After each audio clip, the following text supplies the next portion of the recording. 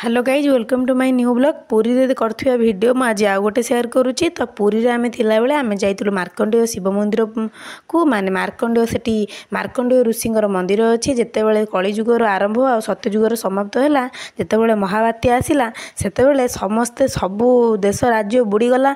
हेले मार्कंडेय ऋषिंगर धर्म बळ हेतु से भासी भासी आसी एई पुरस्तम क्षेत्र रे ताका गोड़ लागि गला। से पहरी पहरी आसी एठी लागिथिले एवं शिव आसी तांको जीवन दान देइथिले। तेणु करी एठी तांको नारे पोखरी आ शिवंग नारे मंदिर अछि। कुहा जाय ए होची मार्कंडेय पोखरी एवं मंदिरटी होची मार्कंडेय शिव मंदिर।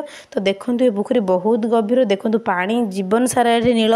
केबे भी पानी वर्षा बात्या सब प्रकार आसिले भी एबे एठी पानी केबे भी परिवर्तन होइनी रंग। तो एठी भी जगन्नाथंकर मंदिर अछि। जगन्नाथंकर मंदिर पुरी जेहेतु जगन्नाथंकर मंदिर सब आड़े अछि। देखंतु केते सुंदर जगह पुरी रे सब अछि।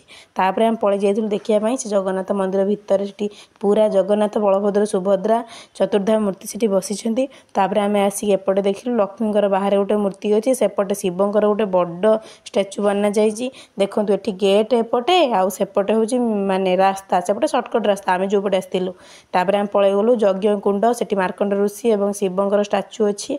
रास्ता पळे आसिलु देखिया पई। मु देखंतु एठी के नै जाईची सेल्फी।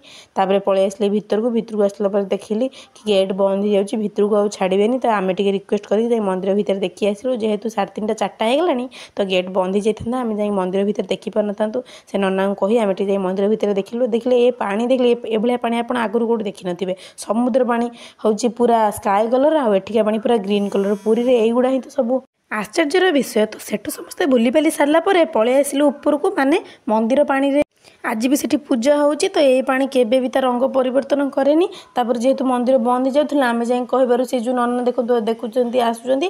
तापर आमे सेठी गलु, तापर जाई से खोलिले मंदिर। आ मोटे भीतर कथा कहले एमती एमती हेइतिला, एमती एमती हेइची। ऋषिंकर 3टा पाद कोन पई ये होचंती मार्कंड ऋषि। आंकर पई एइटा जिंस हेइची। एपट देखंतु तीनरा गोड़ थिबा मूर्खंड ऋषि। ये ऋषि जनक नारी प्रति सबले लोभ करथिबारु ताको 3टा पाद दिया जाइतला अभिशाप स्वरूप।